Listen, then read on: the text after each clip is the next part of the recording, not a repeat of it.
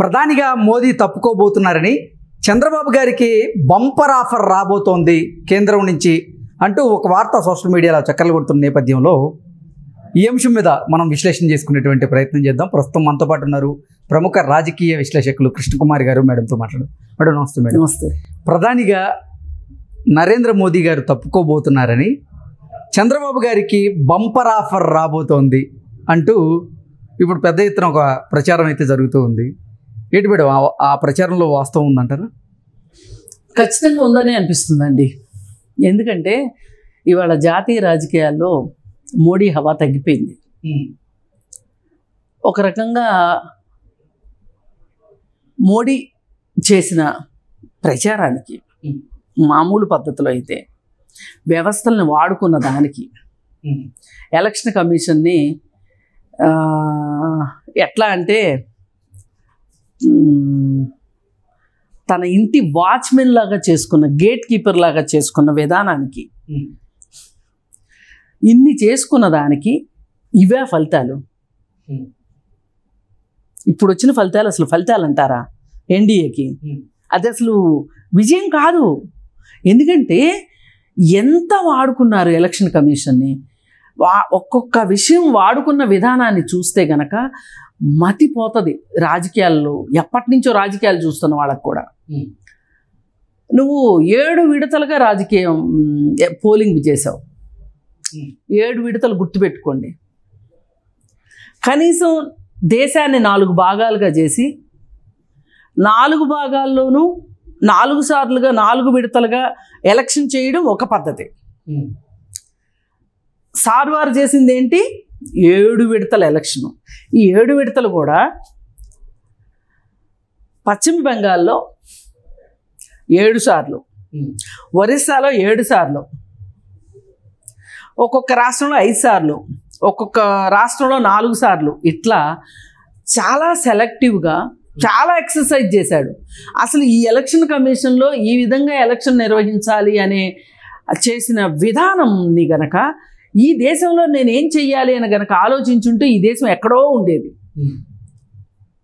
ఇప్పుడు తెలంగాణలోనూ ఆంధ్రప్రదేశ్లోనూ నువ్వు పెద్ద ప్రణాళికలు వేయకపోయినా సరే గన్ షాట్గా సీట్లు వస్తాయని తెలుసు.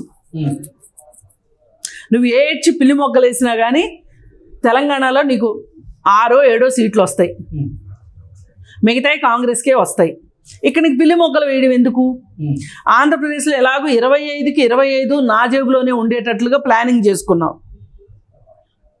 చంద్రబాబు నాయుడిని కూటమిలోకి తీసుకొచ్చుకొని, ఎన్డీఏ కూటమిలోకి తీసుకొచ్చుకొని అక్కడ చిత్ర వేషాలు వేయాల్సిన అవసరం లేదు కదా, అవునా?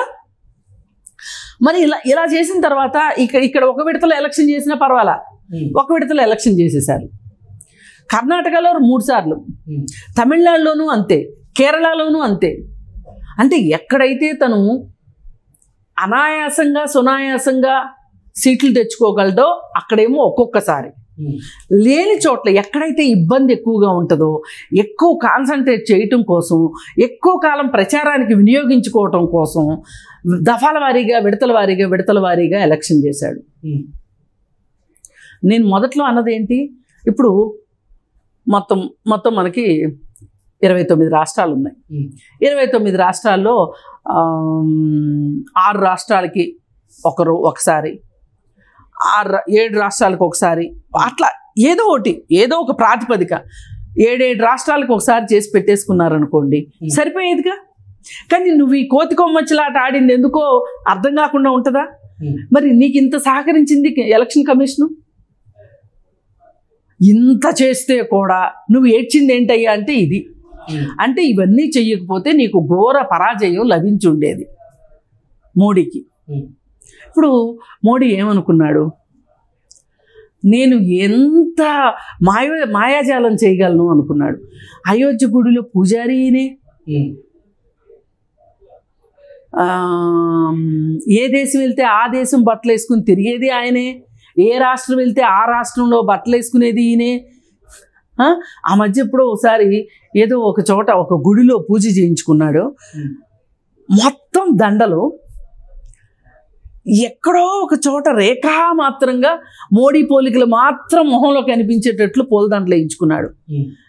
ఫేస్బుక్లో ఎవరో పెట్టారు, ఈ మనిషి ఎవరు, ఈయన ఎవరో కనిపెట్టండి అని.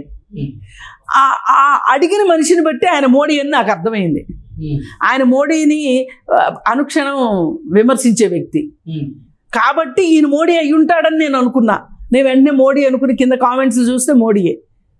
అంటే ఆ కాడికి వెళ్ళిపోయాడు. వెళ్ళిపోతే ఒకసారి మనం కూడా మాట్లాడుకున్నట్టున్నాం మోడీ గురించి, మోడీ ఫ్యాన్సీ డ్రెస్ కాంపిటీషన్ గురించి మాట్లాడుకున్నట్టున్నాం. ఇంత చేస్తే పరిస్థితి ఇది. ఇవాళ ఒక రకంగా ఎన్డీఏకి సీట్లు ఎక్కువ వచ్చినా సరే కూటమికి, ఎన్డీఏ కూటమికి ఊడిపోయే ముక్కు లాంటిది ఇది. ఒకవేళ వీళ్ళ కూటమిలో ఉన్న వాళ్ళు ఎవరైతే ఉన్నారు అనుకుంటున్నారో ఏ క్షణమైనా ప్లేట్ ఫిరాయించవచ్చు. ఫిరాయించినా వాళ్ళని ఏమనుకోరు, వాళ్ళని ఏం తప్పు పట్టరు. రాజకీయాల్లో ఏదైనా సాధ్యమే. శాశ్వత మిత్రులు ఉండరు, శాశ్వత శత్రువులు ఉండరు. ఎందుకంటే 11 రాష్ట్రాల్లో ప్రజలు గెలిపించి ప్రభుత్వాలు ఏర్పడిన వాటినే పడగొట్టిన ఘనత మీది అంటే అచ్చంగా మోడీది, అమిత్ షాదే ఆ ఘనత. అలాంటిది కూటమిలోకి వచ్చిన తర్వాత వాళ్ళ గుర్తులతో వాళ్ళు పోటీ చేసుకున్న తర్వాత వాళ్ళు నీకు ఇప్పుడు చెయ్యెత్తను అంటే నువ్వు చేయగలిగింది ఏమీ లేదు. ఇదేమి విప్పు జారీ చేయడానికి కొడలేదు, నీ సొంత పార్టీ ఏం కాదు కదా ఇవన్నీ. ఇప్పుడు రేపొద్దున ఒకటి చూడండి, మోడీ పరిస్థితి ఇలా అయిపోయింది కదా, ఆ పార్టీలో ఒక నాయకత్వ లేమి వచ్చిందంటే కూడా మీరు ఆశ్చర్యపోవక్కర్లా. ఎందుకంటే నిన్నటిదాకా మొన్నటిదాకా గడ్కరీ నేను పందెంలో ఉన్నాను అంటే నేను ఒక ప్రధాని రేస్లో ఉన్నాను అని మాట్లాడిన మనిషి గుసగుసలు వినిపించినాయి. యోగి ఆదిత్యనాథ్ కూడా ఉంది ప్రధానమంత్రిని అవ్వాలి అని, మోడీకి ఎలాగూ ఉంది. అసలు వీళ్ళందరినీ కాదని ఒక సీక్రెట్ మనిషి ఉన్నాడు, మోడీ పక్కనే ఉంటాడు. అమిత్ షా అవకాశం వస్తే నేను ఎందుకు అవ్వకూడదు ప్రధానమంత్రిని అనుకుంటాడు. ఈ 5గురు చుట్టూ తిరుగుతుందండి. ఇప్పుడు ఈ 5గురిలోనూ ఒక అవగాహన రాలేదనుకుందాం,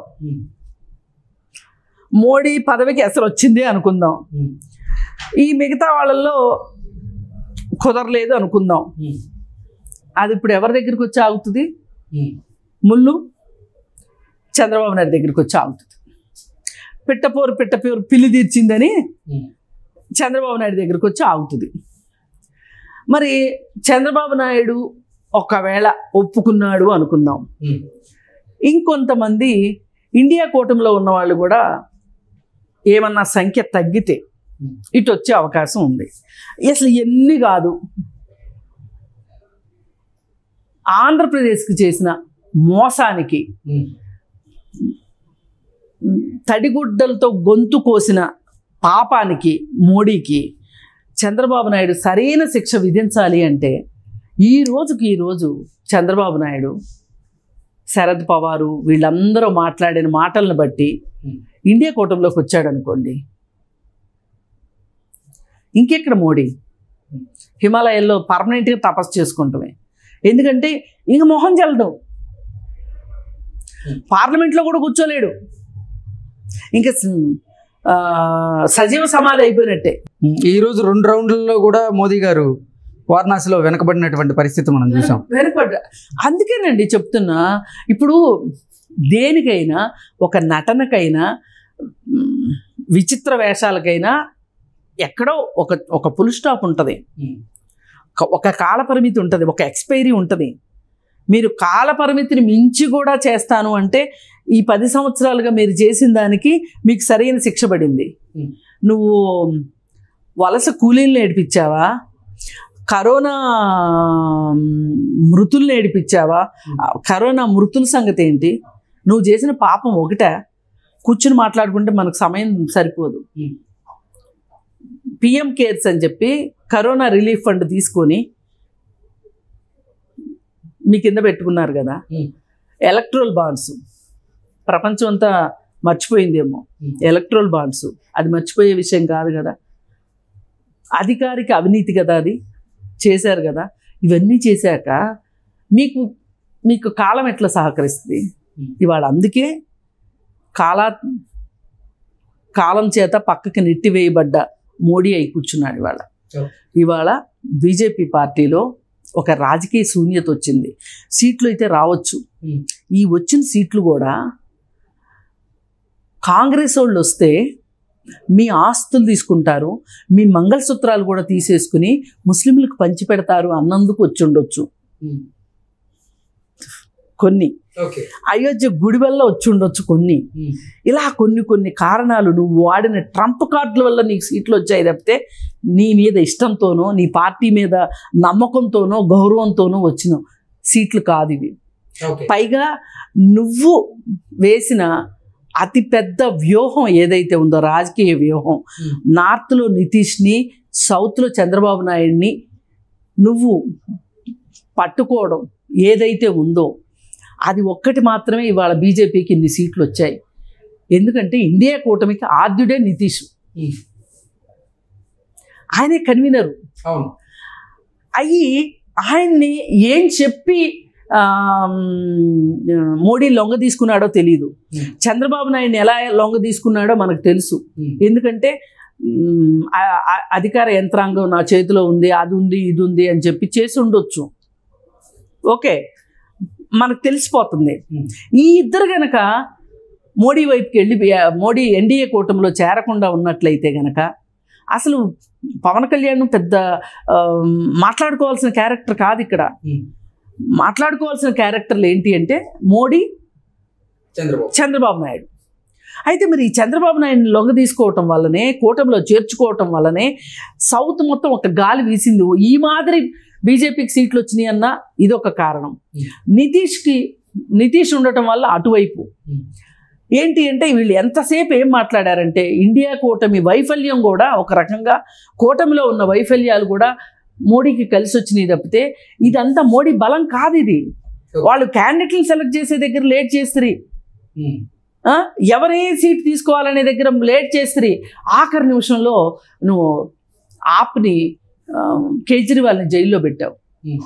కేజ్రీవాల్ని జైల్లో పెట్టి వాళ్ళ నాయకుడిని సాక్షాత్తు జైల్లో పెట్టి వాళ్ళ దగ్గర ఉన్న ఎంపీల్ని నువ్వు కొనుక్కొని ఆ ఎంపీల చేత తప్పుడు కేసులు పెట్టించి నానా హంగామా చేస్తే ఇవాళ నీకు ఈ మాత్రం సీట్లు వచ్చినాయి. అసలు కేజ్రీవాల్ని జైల్లో పెట్టకుండా చంద్రబాబు నాయుడిని, నితీష్ని కూటమిలోకి చేర్చుకోకుండా ఉన్నట్లయితే ఈ మాత్రం కూడా వచ్చేది కాదు. ఈ పరిస్థితుల్లో మోడీ సీటుకే ఎసరొచ్చిన పరిస్థితుల్లో చంద్రబాబు నాయుడు ఆ సీటుని భర్తీ చేస్తాడు, చేయగలిగిన వాతావరణం ఉంది అనేది ఇవాళ ఒక రకంగా తెలుగు ప్రజలకి కృతజ్ఞతలు తెలియజేసుకోవాలి ప్రతి ఒక్కరూ. ఈ పరిస్థితిని తీసుకొచ్చింది వాళ్ళ విఘ్నత మరొక్కసారి చూపించారు ఆంధ్రప్రదేశ్ ప్రజలు. ఎందుకంటే దేశం మొత్తం ఒక రకంగా ఆలోచిస్తే ఆంధ్రప్రదేశ్ ప్రజలు ఒక రకంగా ఆలోచిస్తారు. పాత రోజుల్లో గుర్తు చేసుకుంటే 41 దేశం మొత్తం కాంగ్రెస్ ఓడిపోతే 41 సీట్లు ఆంధ్రప్రదేశ్లో కాంగ్రెస్కి వచ్చినాయి. అంటే ఆంధ్ర ప్రజలు అంత వాళ్ళ శైలే వేరుగా ఉంటుంది. మరి ఈ శైలే ఇవాళ ఈ విజయాన్ని చంద్రబాబు నాయుడికి ఇచ్చి చంద్రబాబు నాయుడిని మరొక్కసారి జాతీయ రాజకీయాల్లో చక్రం తిప్పేలాగా ఈ ఆంధ్ర ప్రజలే పంపించారు ఢిల్లీకని మనం చెప్పుకోవచ్చు. అలాంటి పరిస్థితి వస్తే కనుక ఒక రకంగా మనం తెలుగు వాళ్ళంగా రెండోసారి తెలుగువాడు ప్రధాని అవుతున్నాడు అనే దానికి సంతోషపడవచ్చు. Okay madam, thank you so much.